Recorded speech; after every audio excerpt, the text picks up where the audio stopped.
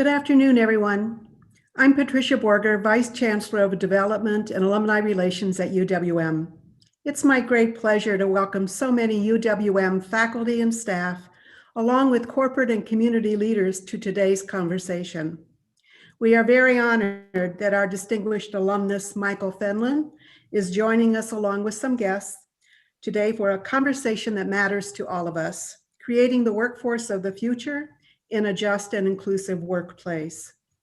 If you have any questions throughout the program, please enter them into the chat, and we will answer as many as we can as time permits following the presentation.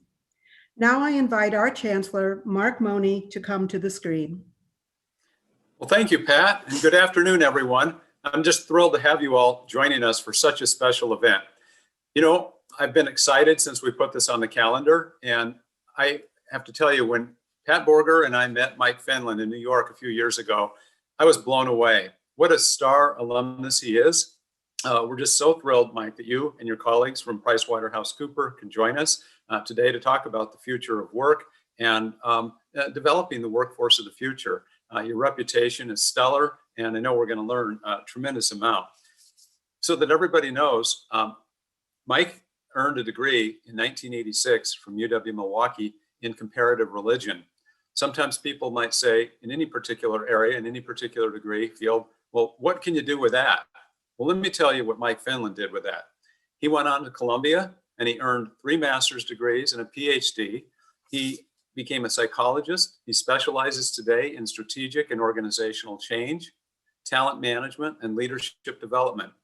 He was a faculty member at Columbia University in their business school, and he served as their associate dean for the executive MBA program. He had a series of executive MBA programs, and he helped bring them to #1 standing in the field.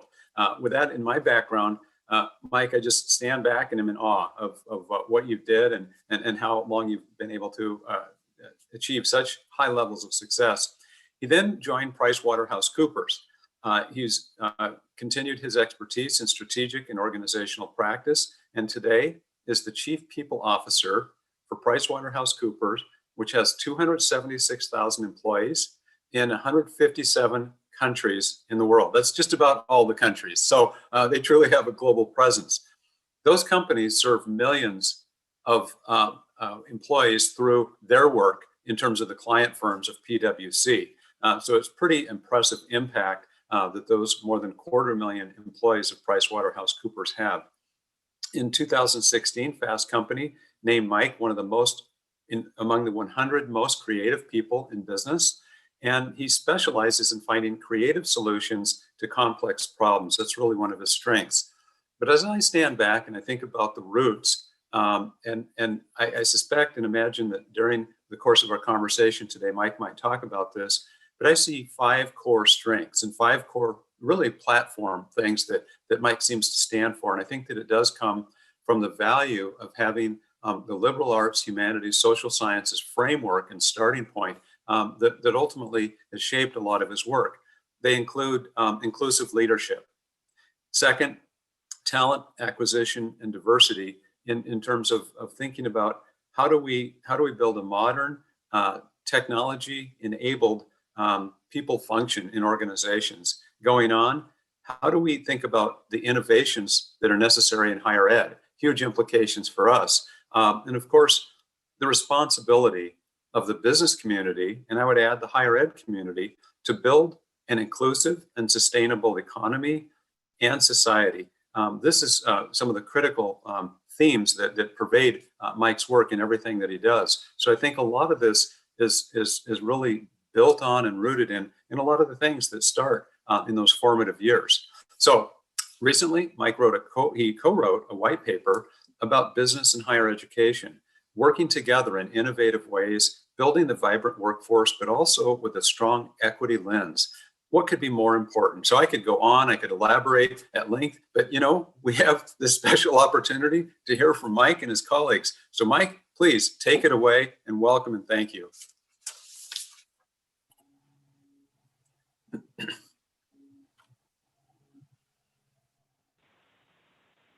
Okay, thank you very much, Mark, for those very kind words. And I certainly feel extraordinarily fortunate to have been educated at UWM and all the opportunities that it has, really the foundation and of my education and the opportunities I've been able to get. I certainly feel very privileged in that way. So thank you again for those kind words. And I'm really excited to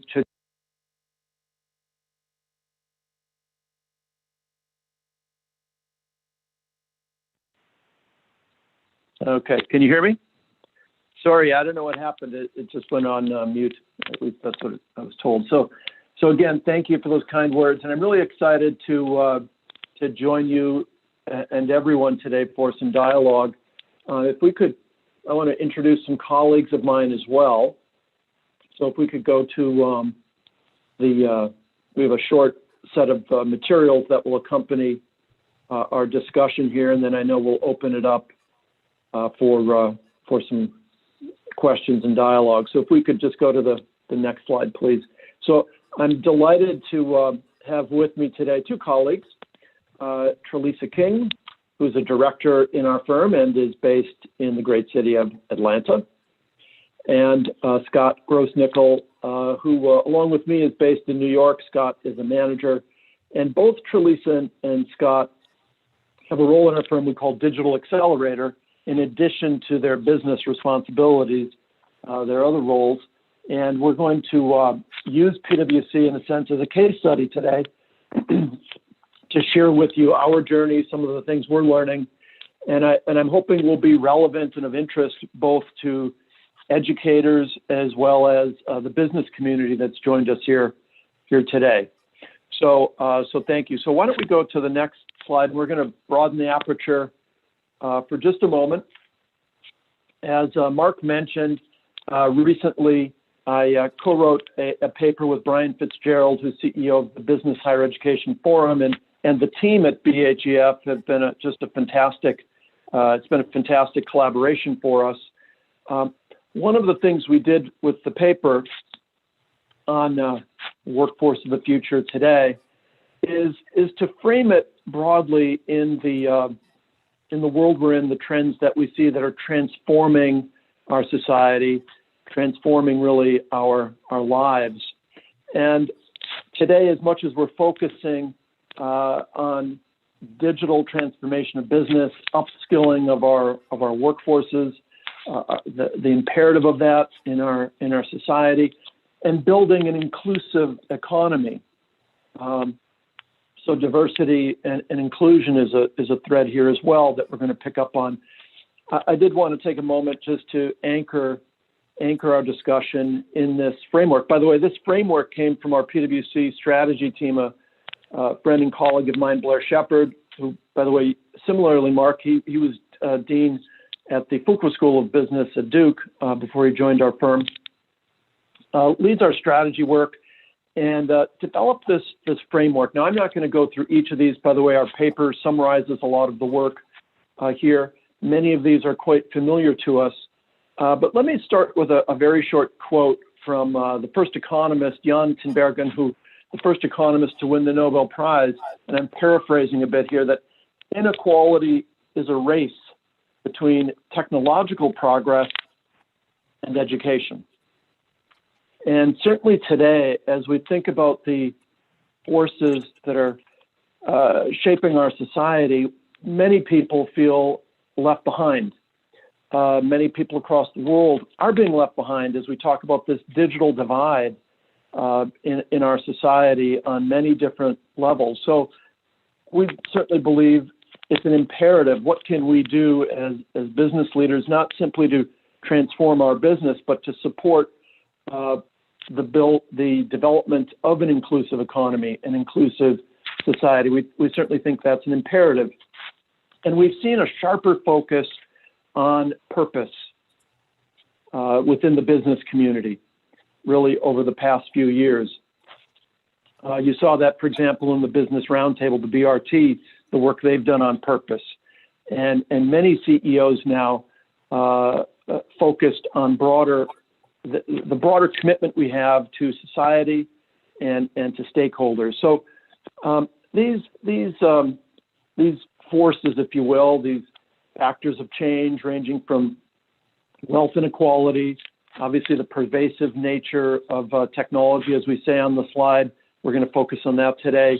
Demographic changes, polarization, the trust itself, as measured, for example, by the Edelman survey, very low on many fronts. Interestingly, business leaders, as an institution, emerge strong on a relative basis, which I think is an interesting finding from their survey. So if we go to the next slide, and we're going to now focus a bit more, as I say, around digital transformation. And it was funny, just this morning, I happened to get an email from an old friend, a colleague of mine, former colleague of mine at Columbia Business School, Rita McGrath, who teaches strategy. She publishes a newsletter. And the title of her newsletter this morning from Rita was, "Your business is already in trouble. You just haven't noticed it yet." And I thought, well, that's an appropriate quote here. It's almost impossible to speak to a CEO today who's not talking about digital transformation, business transformation of some sort. Obviously, as we continue to navigate the pandemic, many of us in business today are also trying to reimagine the workplace itself as we envision returning post-pandemic. But if that's limited to fortifying our ability to use our facility, our agility with video conferencing technology, obviously that's really not the point here. That technology is transforming our society, this fourth industrial revolution, globalization. These are forces that are transforming our society and business itself. We're confronted with many new entrants, shorter lifespans of companies in business than ever before. You see that in the S&P indexes, for example. And then for the workforce itself, as I said, so many today are concerned, understandably, about being left behind. And so it sharpens then a set of questions for us as business leaders. How do we ensure we don't leave anyone behind?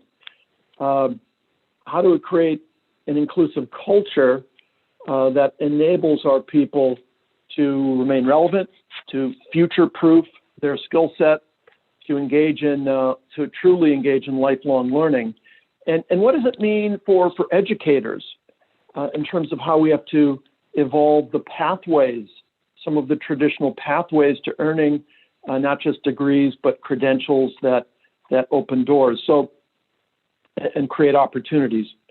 So if we could go to the next slide. Thank you. This point on pathways, I think, is a significant one. One of the trends we see in the United States, of course, is the student debt crisis. Interestingly enough, at PwC, we introduced a new benefit a number of years ago at the time. I think we were the first large company to do it. It was a student loan paydown benefit, and it got a lot of attention.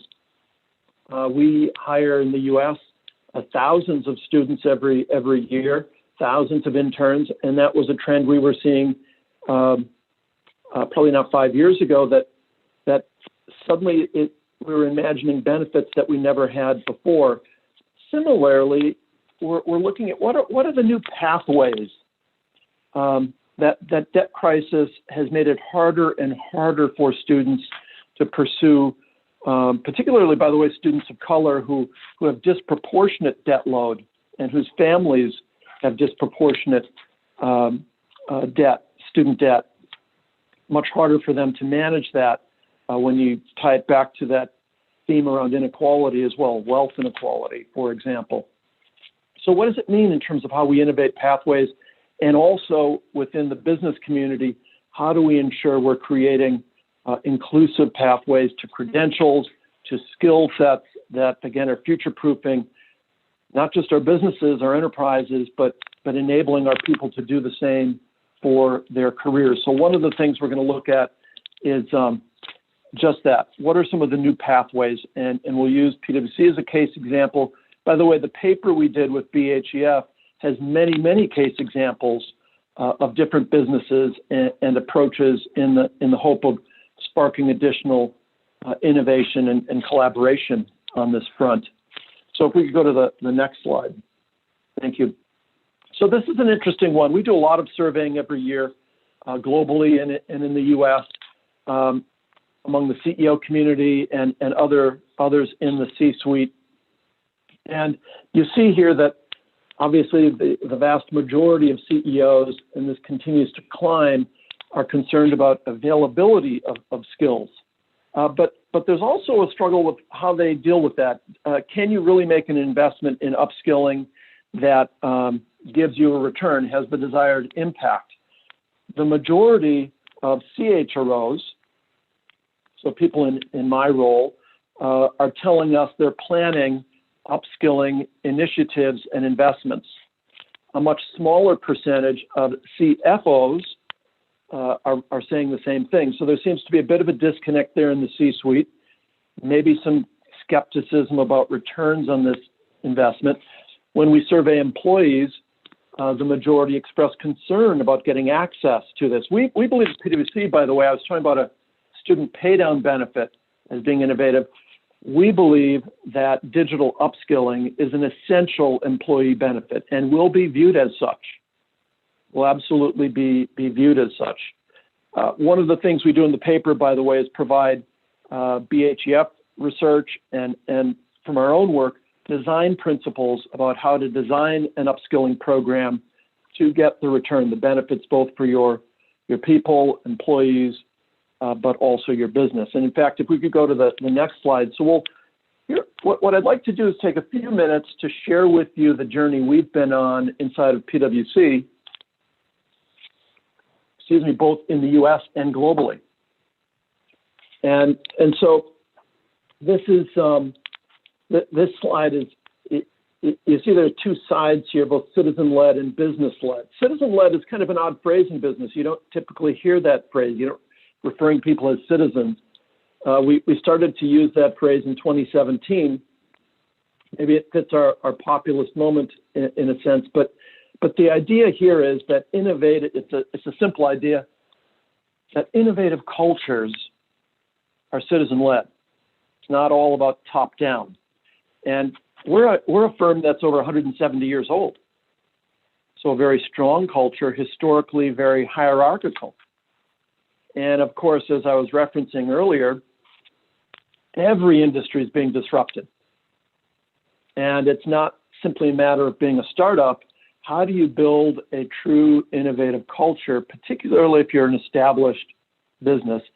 So what I want to share with you is our approach to digital upskilling. And I think we've certainly found this is of great interest to educators and to so many of our clients who are trying to embark upon a similar journey. So we started with this focus on what we called citizen-led. We told our people that we would not leave anyone behind. We made that explicit commitment, but that everyone had to opt in. And we introduced then a set of learning paths, including digital badges. So digital badges are credentials that our people earn, and they stay with them. Even if they leave the firm, I can post it on LinkedIn, my digital acumen knowledge badge, for example. We framed this as an agenda for everyone. So literally every single person in the firm. We asked everyone to opt in and then customize their learning path based on their particular interests. And it ranges. Some of our people were already at very advanced levels. Of course, some may have PhDs in AI, but others have no background at all. My colleagues, Trelisa and Scott, will share with you in a moment their journey. They both serve as this role of digital accelerator. So we created a competitive process. We had several thousand of our people then take on a role of digital accelerator, which was a fast track role of more in-depth training, and then quickly being deployed back into our business to work with our clients, accelerate broader adoption across our firm. Digital fitness at the top here, we actually built an app early on in, 2017. So think of your fitness app. Well, this is your digital fitness, your upskilling app. And by the way, we've made this available in higher education for free for use. It's available in the Apple the App Store. So this is a tool we created to help people do a quick self-assessment, and then to connect with learning assets and personalized learning pathways. So we did this early on. In a moment, I'm going to share with you kind of the 2.0 version of this tool that we're using today. On the right side, of course, is nothing new, business-led. So, of course, this is simply a reflection of business strategy. We all have our business priorities, but what did we add to that? The digital lab. So this is a very important platform, a digital storefront for rapid scaling of innovation. So think in our organization, thousands of people, some may be working on the same problem, have the same pain point. They're building a bot. They're creating a new approach to data visualization, a tool for data visualization. But simultaneously, it's relevant to so many others. They submit it to the digital lab. It's reviewed for quality, and then it's available to everyone at the firm at the same time. Gone is the hierarchy, where I have to go to a supervisor and get their approval. Do they think I should do this? We bypass all of that. And everyone in the firm is empowered to contribute and expected to. But then also, and we have leaderboards, there's gamification. You get recognized for contributing, but you also get recognized as for being a consumer, for using the digital lab. So this is an important platform for scaling. So we're going to unpack this a bit more. If we could go to the next slide, please. And this is simply a graphic around global scaling. One of the key things, of course, in business is for all of us is to be able to scale rapidly. And I guess the graphic on here isn't working. If it was, you'd see the map quickly turning red. So that's fine. But that's the point here is we designed scaling as an essential design component from the beginning. And this is oftentimes one of the things we see business leaders wrestling with. So what I want to do is share with you now, I mentioned this digital fitness app. So this was a digital product. We're now a product company, product firm. That wasn't the case not that long ago. But one of the products we created was this digital fitness app. The next version of it, 2.0, is something we call Pro Edge. We've got a short video, 1 or 2 minutes, we'll share with you. This is a tool we're using for digital upskilling and education.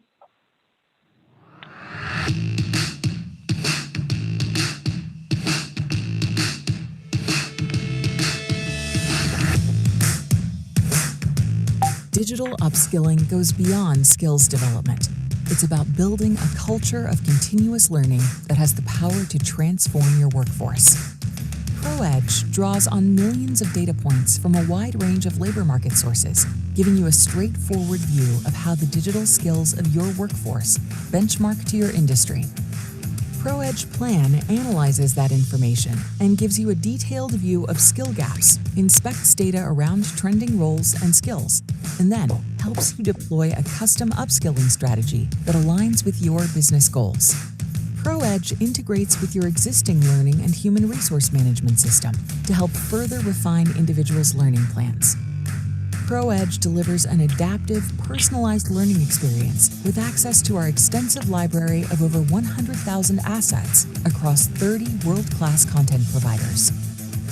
The ProEdge Learn experience goes beyond content consumption. Learners get dynamic recommendations around new skills, courses, and even code samples, all customized to their unique learning needs and goals. Your people can track their progress in the skills that a role requires while earning valuable credentials within the platform. Specialized credentials can be earned in various functional areas. Create gives learners access to a sandbox environment where they can practice creating digital assets and demonstrate their mastery.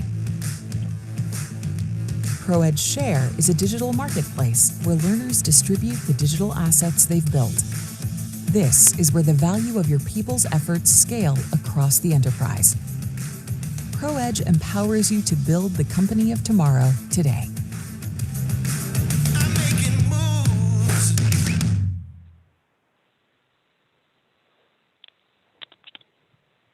Thanks. If we could, and these are just some data points. So this is an example. The reason I wanted to share that In video today's is it's an workforce, example. There we go. Thank you. It's an example of a tool that actually came out of our digital upskilling strategy, actually product development. And I think it's interesting, for certainly as we share this with educators and we convene groups of educators, university professors, and we hold symposia through the year and do actual upskilling for faculty as well. So from a business standpoint, sometimes business leaders wrestle with, well, just this, where do I start? Where do I place the investment? So we actually went through this same journey, this same process, and found that it was both something we needed to do at scale for thousands, tens of thousands of people, but also needed to be personalized. And that the ProEdge product ultimately was something that we built in as part of our own journey, and as we've started to work now with clients. Some of the guiding principles here, leadership by example. So as we've done digital upskilling, and our senior-most leaders, for example, participated in what we call Digital Academy, sitting at the table, learning how to build a bot, learning how to create an automation, learning how to do data visualization. So it was an inclusive agenda for everyone in our organization. Gamification, keeping it, that's something we'll describe a bit more about. And then obviously it's tied to both changing culture, but also business outcomes. And in fact, I'm going to go to, if we go to the next slide, and I want to ask Terlisa to start here. And actually we can go to the next slide. So we've customized the tool, so it's very personalized. But as I say, one of the things we wanted to do today with you is to make this real. And Terlisa, again, you're a director in our firm, a leader in our firm.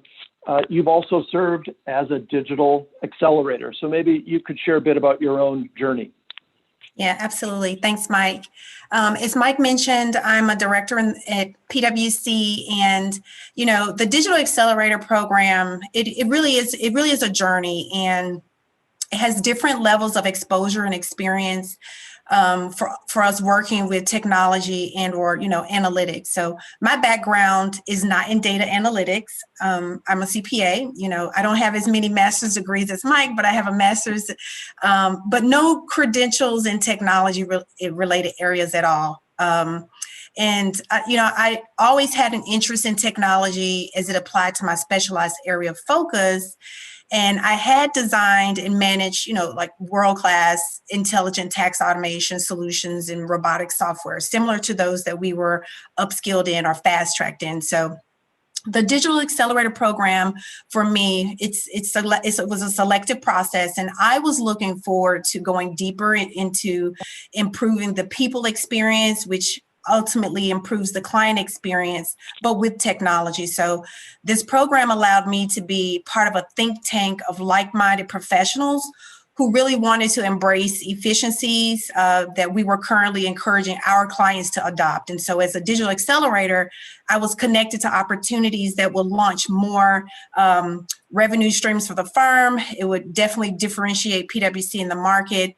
And the impact was, it changed who we are as a firm, how we have future-proofed our professionals, and how we work with business and community leaders, and as well as faculty and students. So, my journey was that, yes, I automated upwards of 3,600 hours with 56 unique opportunities for efficiencies. And it might not seem like a lot, but 56 opportunities means that I was meeting with 56 different sets of teams of PwC professionals that were facing very different issues. Why are there slowdowns? So I was basically assessing and trying to understand their pain points so that I could apply the business and the technology being that bridge for them.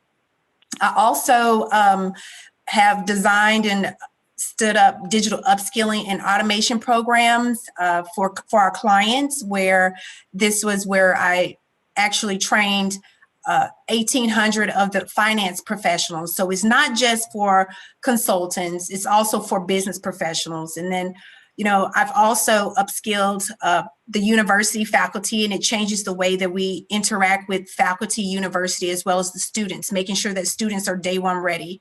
And ultimately, the return on the investment of digital upskilling and the diversity that comes with it. Our teams were much more diverse. It was more cross-business line of service focus from a one firm perspective, so to speak. And, earning the badges was fun. It kept, the wheels turning in a different way.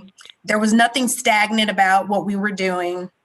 We were really making a big change. And, the ROI, one of my clients, they saved 12,000 hours. They attended a 2-day digital academy.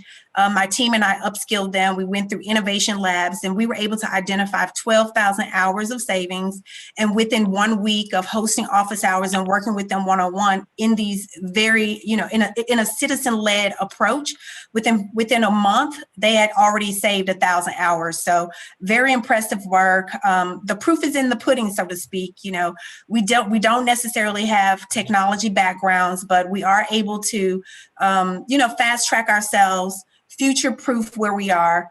So, Mike, if we take a look at the next slide, I think we can bring it to life just a little bit. And just seeing how, self-service data analytics it's really automating time-consuming data from spreadsheets. In this example here, we were quickly able to operationalize new ways of working with management approaches that best transform previously manually calculated and analysis from spreadsheets to everything being 100% directly automated, which increased the value of the services and the focus that the client was preparing, as well as answering those high quality and high priority questions relevant to key stakeholders versus, scrumming through and trying to sort through data. So for me, this journey is still ongoing. I don't think I could ever let it go, because I do want to continue to share the excitement that we've been able to hone in at PwC. Thank you, Tralisa. And for the educators who are joining us today, the badges that Tralisa has earned. So one of the things we're looking at is how do we collaborate with academic institutions so that those become credit attached to credit, academic credit.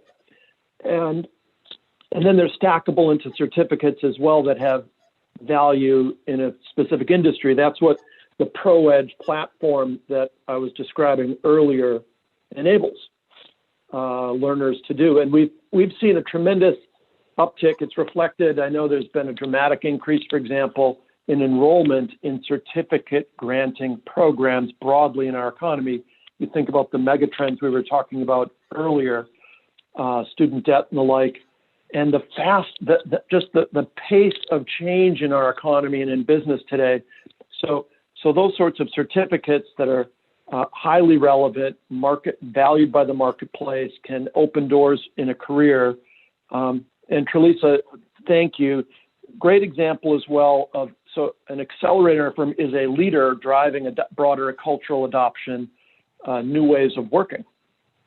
So, and thank you for your work with faculty as well, I'll say. So Scott, maybe just if you want to just share your own story. Thank you. Yeah, absolutely. Thank you, Mike, and Tralisa, honor being here with both of you as well. And so my story, if we flip to the next slide, I too did not have a technology background, and to add some, kind of background to that, I went to Lehigh University, and I think the most technology I experienced was outside of Microsoft Excel was Microsoft Access. And I took an accounting information systems class, and I was sitting there thinking, wow, if this is the technology I have to use, I am in trouble. I was in over my head, and I was like, what's going on? So when I started at PwC, I was like, okay, we're using Excel. This is good. We're not using Microsoft Access. Like, I'll be okay. I started taking down notes. I started back in 2015. I only got one master's. So Mike, I will have to take that challenge and get a few more. But what happened is I started in 2015, quickly got upskilled on Excel by just talking to my peers, using it on a daily basis, watching YouTube videos. And I started taking down sticky notes, ideas of things that I thought were inefficient or repetitive or mundane. And you might have thought, like, if you walk by my desk, it would have looked like a beautiful mind. Writing all over the walls, and it looked crazy. But it was all things that I wanted to come back to when I had time to figure out how to do it more efficiently. And then one of my directors challenged me and said, okay, now I want you to go actually, act on it, actually implement something to make it more efficient. So lo and behold, an industry, accounting, that had not experienced a ton of innovation outside of Excel, all of a sudden there was a plethora of citizen-led technology platforms or tools for us to use. And what I did is I latched onto a couple of them, started watching YouTube videos, started using them. And within just a couple weeks, and I want to emphasize that, literally a couple weeks, I had learned a completely new skill set and was applying it and showing that I could actually add real value right off the bat. And what I realized was I couldn't just keep this knowledge to myself. I had to share this knowledge. So still being a novice, I went out and started teaching everybody everything that I knew. And it actually furthered my knowledge and made me more of an advanced user over time, because I was pushing myself to be uncomfortable with change and learning, more advanced concepts, because everybody was demanding to learn the next step in the process, how to continue their upskilling. So ultimately, I ended up upskilling or training about 3,000 plus of our employees. I kind of starting at the bottom there of my little deck, because I think that's something that I think is hugely important, especially in a digital era, is upskilling and training and sharing knowledge across the community. I've also helped develop over 60 plus assets that Mike was talking about on our digital lab, and help share those across to our network. And why that's really important is because we have created this opportunity to break down a typical barrier of communication between our lines of services. And we've enabled our people to just talk about problems and solutions. And I'm able to work with Terlisa, who might work in a different business unit, and talk to her about how to solve the problem that she's facing, while I might not have any background on what it is that she actually does. So I think that's really empowering. And another thing to that point was when the Digital Accelerator program came around just a couple of years ago, that made it so that we could pull out about 3,000 plus of our employees and have them focus more holistically their time and efforts on doing exactly this, training them up on new skill sets at basically Operation Warp Speed, getting everybody up to speed as quick as possible, and then getting them back into the markets and spreading this across the markets. And I can say firsthand, the energy was second to none. People were so energetic. Hey, Scott, why don't let's show that digital. I think we've got a visualization example, because I think it's quite relevant for educators as well. These are tools that, by the way, many of the licenses are free to students, that can really differentiate your graduates on day one. Yeah, absolutely. It's a great point. So, I label this slide kind of from Excel to analytics and enabling your data to tell a story. On the left, you have your traditional Excel file, which for us was our charity report. We basically were just using it as a model to show, okay, if we were to pull out a mock data set that was tens of thousands of rows of information, and we wanted to try to drive some analytics from it, how would we do that in Excel? We quickly found that we could run a bunch of pivot tables and just get down to a summarized answer, but it didn't necessarily give us all the answers to all the questions that we would think to ask. And it also didn't help us think of questions to ask. Whereas on the right-hand side, we push to a visualization, and you're able to drive into, more detail some of those questions and figure out, some opportunities. And Mark, one of the things I've observed as we speak with faculty is no different than in business. Some people they've been using particular tools, particular ways of doing things. They're uncomfortable changing. And where we've seen schools, universities really distinguish themselves is through that interdisciplinary collaboration and faculty, where technology infuses the curriculum almost irrespective of the discipline. There are opportunities.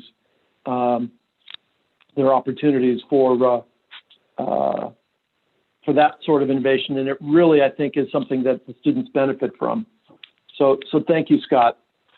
And just mindful of time here, maybe I'll just say a few more words, and we'll pause then for questions. So if we could go to the next slide, thank you. So just some lessons learned here. We've tried to share a quick, short case study of PwC, our journey around digital upskilling, part of a broader agenda around digital transformation. Now, this is a firm that already has a large technology consulting practice, a strategy practice, but this was an agenda that cut across everything, all of our operations, how we deliver services, but then fundamentally creating some new pathways for our people to earn credentials and also with rapid application. So they're earning a credential, but they're structured rapid application for real impact and value for our clients and our firm. I've mentioned, if we go to the next slide as well,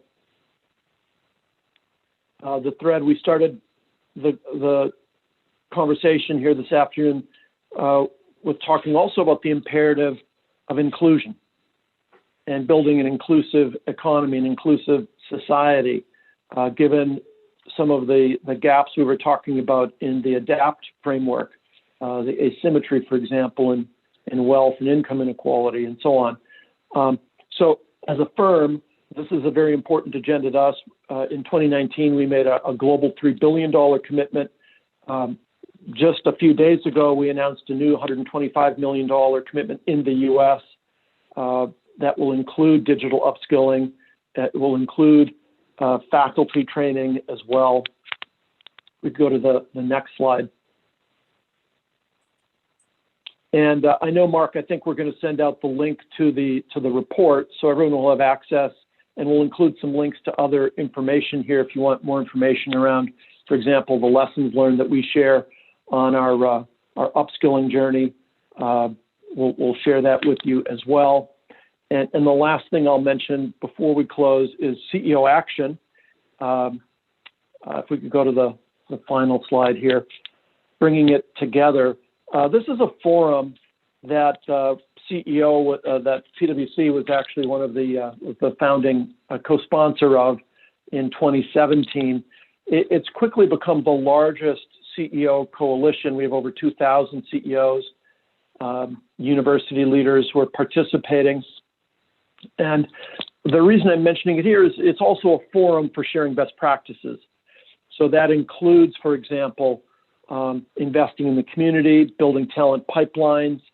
That includes the digital upskilling agenda, both inside of our firm, but also more broadly how we're investing in our community. So this is a forum that's open to all. There's no fee. You can go to ceoaction.com and you get direct access to those practices. So I wanted to highlight that as well. So Mark, why don't I'll pause here, and thank you to Teresa and Scott as well. Well, I add my thanks to Teresa, Scott, and Mike. What a great framework. What a great set of examples. We've got 8 or 9 questions that have come in, and I'd like to frame them and start. And boy, there's so many different ways to go at them. So I heard a number of different things throughout this talk. You used terms such as future-proof. You talked about transformation, whether it's around the self or organizations, taking things to scale. Obviously, the phrase digital upskilling is throughout this. One phrase that really caught me, and I think it's important as it applies to higher ed, Mike, you talked about your colleague who reached out to you today, and with the phrase, and I'm paraphrasing if I don't get this exactly right, your business is in trouble, you just haven't realized it yet. I think that in higher ed, that oftentimes can be the case as well. Our sector has been in trouble for some time if you just look at the financials, but we just haven't always realized it as significantly. So it's a lot of catch up. So it's in that context that one question that came in was, you talk about upskilling a lot. Does that just apply to the traditional business, engineering, data science types of fields? But could it also, or should it also be something that we think of across our curriculum for all areas in higher ed? Yeah, that's a great question, Mark. And I really believe there are aspects of this agenda, this curriculum, that apply regardless of major. The paper that we'll send the link out to, we did a lot of research. So PwC did a lot of research. We did some in conjunction with the World Economic Forum. And so we share illustrations, for example, of what we found in terms of declining and increasing roles in business. In fact, the ProEdge platform is designed to help people bridge, build a bridge, literally a skill bridge to a future role. We know that there's a lot of creative destruction inherent, of course, in capitalism, but that has become, the pace of that has accelerated so greatly, so significantly with this fourth industrial revolution, with the increasing application of technology across all organizations, really. So I think this is an important agenda. And by the way, we've given some examples, some simple examples: data visualization, building bots, building, driving automation of work, and the like. But it's also, for example, we spend a lot of time training around design thinking, human-centered design, and building what are some refer to as soft skills, but we call them power skills: communication, relationship skills, empathy, the ability to effectively collaborate and work in a team, to lead a team, and the like. So I think we've tried to take a very holistic approach, and I think it does apply across disciplines. So I'll offer a reflection, and that's kind of a transition to our next question. My instinct is identical to yours. When we first announced our Data Science Institute with Northwestern Mutual and Marquette University, we had faculty, when we talked about a call for the initial interest, from every single discipline, and they all came forward and said, whether you're an anthropologist, an art historian, a nurse, name the field, I'm a data scientist. I mean, that's just this overwhelming sentiment. And I think for all those fields, it's absolutely true in the world that we're in today. So it's in that context that I think about one of the questions that came in.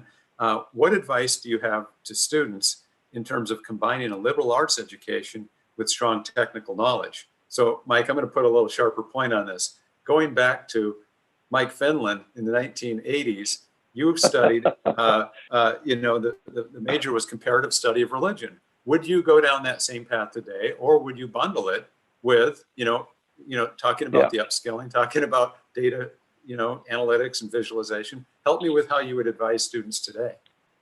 Yeah, well, certainly when I was a student, there were no cell phones. We wouldn't be doing what we're doing here today, obviously. And that's partly the point, that all of us are born in one generation and have to learn to adapt to another.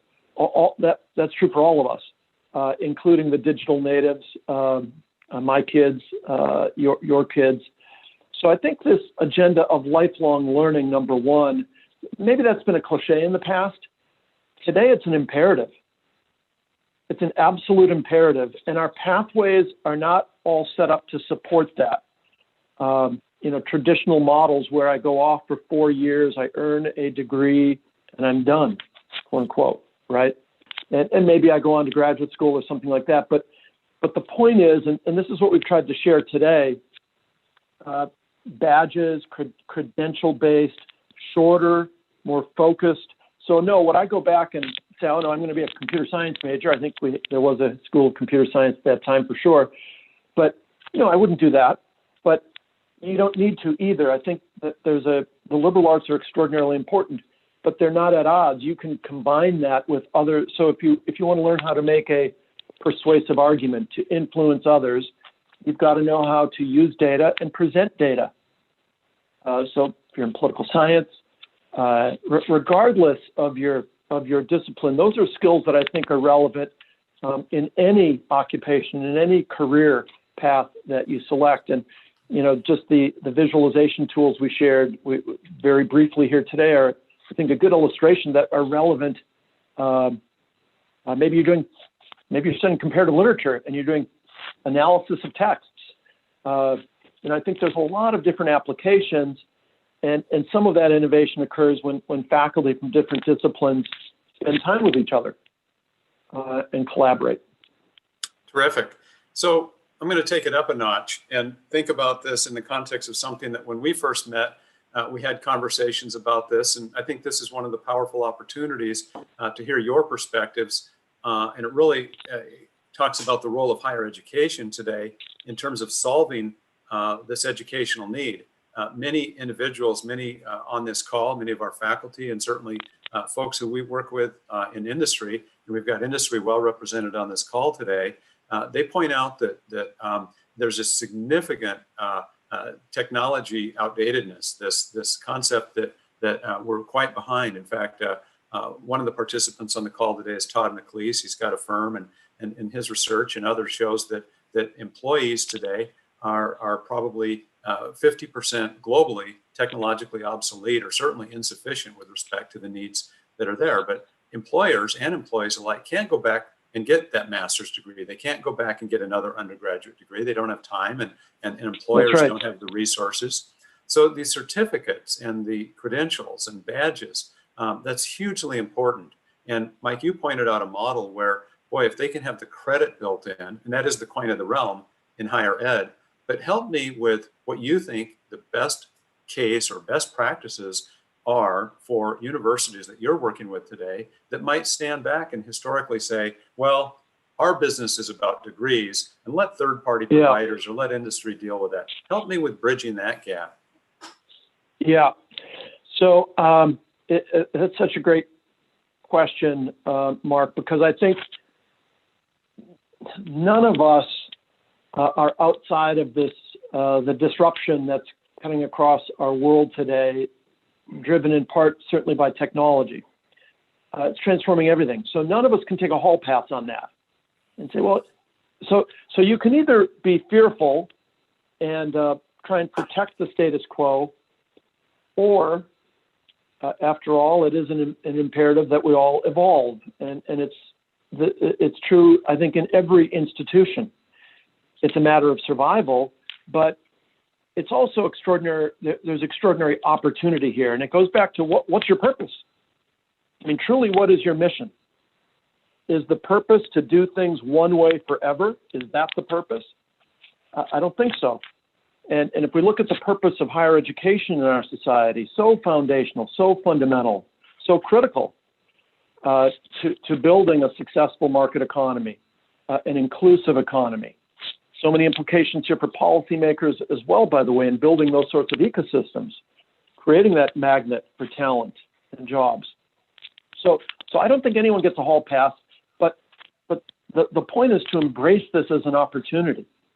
And I think educators are no different than business people in that regard.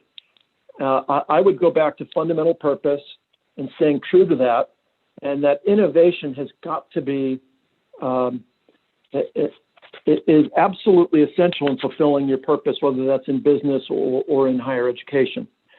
And concretely, we've shared some examples with how we have innovated. The ProEdge tool is an example of that we built just to personalize learning, to make it relevant, to make it customized, to make it fast as well, accessible. And ultimately, our vision is creating these pathways that can lead to not just certificates, but also degrees over time, and rethinking a frame of learning to say, what does it mean to be in a world and an economy that demands true lifelong learning, not just reading, not just pursuing things that might be of interest, But if I'm going to maintain my relevance, if I'm going to future-proof my career, I've got to engage in that kind of lifelong learning, developing new skills, attaining new credentials. Terrific. You know, we've got 5 minutes left. I just got the warning. Might have time for a couple more questions that I hope we can get in. I know I've got many more questions that have come in, but let me go with something that I know is personally important to you, professionally, but also from Price Waterhouse Coopers, organizationally important. Similarly, at UWM, it's vitally important too. We are in a state, Wisconsin, that has the most significant high school achievement gap between Black and white students in the country. It's 50th out of 50. 43rd worst gap for Hispanic versus white.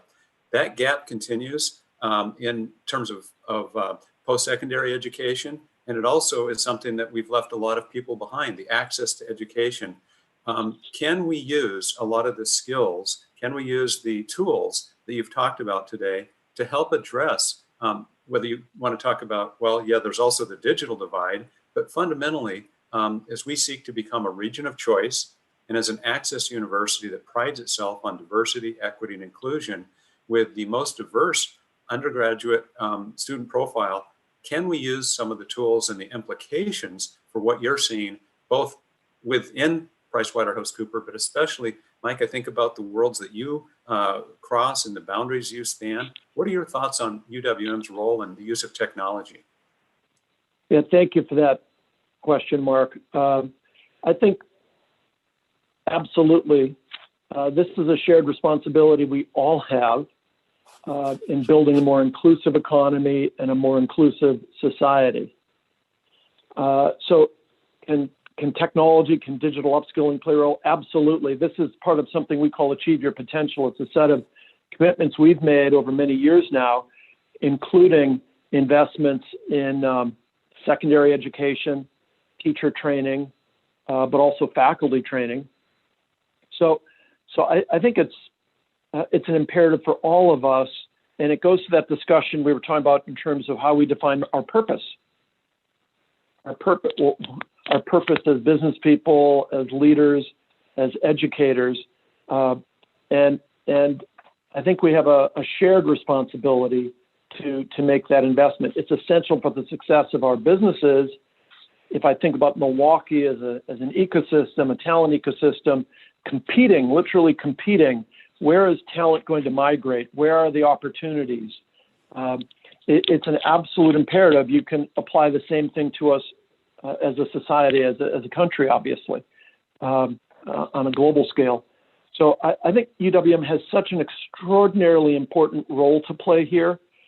So many of the challenges we face being an urban institution with a research agenda, solving problems, building trust. That's how, by the way, that's how we often think about our purpose at PwC. So solving some of the most complex problems, building trust in our society through those sorts of investments, enabling people to control their own destinies and be participants sharing the benefits of this digital economy. So I think it takes collaboration, business leaders, leaders in higher ed, policymakers. There's a shared agenda here in a world where sometimes it seems it's hard to get things done and to collaborate. This is a shared agenda. So I think it's essential for UWM. And by the way, I'll thank you publicly for your leadership, which is very inspiring to me. So thank you. Well, Mike, thank you so much. And with our time remaining, what I'm going to do is, rather than use, there's some specific questions about this link or that survey or other things that you referred to, I'm going to turn the corner and basically just affirm with you that we'll send follow-up links to what you've described, the paper itself that you wrote with Brian. We'll make sure that we include all the links to surveys and the types of apps and the tools. But I also think, just in that same context, there's some real economies to what you just described. When we talk about serving historically underserved populations, you know, this issue of accessibility is critically important, because even as a public institution, our price point today is well beyond the means of a lot of individuals. So you're speaking to that is very helpful, and I know we share that. Mike, this is something. This is a wonderful way to showcase just your status, your technology knowledge, your conscience with respect to really doing the right things and helping us think about curriculum, thinking about how we prepare the workforce for the future. You're on both sides of it. With your time in higher ed, your time in industry, you really see how the pieces fit together. So you're a true visionary. We've benefited a lot. I know we could spend all afternoon talking about questions and look forward to having you back. I know you're a Wisconsinite with roots, and so we look forward to doing this in person, bundling this perhaps when you come in for one of those Packer games or some of those other opportunities for you to visit your family. I don't know if you have any final comments, but I want to make sure I offer huge thanks to you, Trulisa, and Scott. Yeah, thanks so much, Mark, to you and the team. We're delighted and honored to join everyone today. And again, thank you for your leadership. The university, UWM, has such an extraordinarily important mission, so we're proud to support that. Thank you. Thank you. Thanks, Scott. Thanks, Trulisa. Okay. you so Bye-bye, much. everybody. Thank you Have for a great joining day. us today. Thank Great you. program.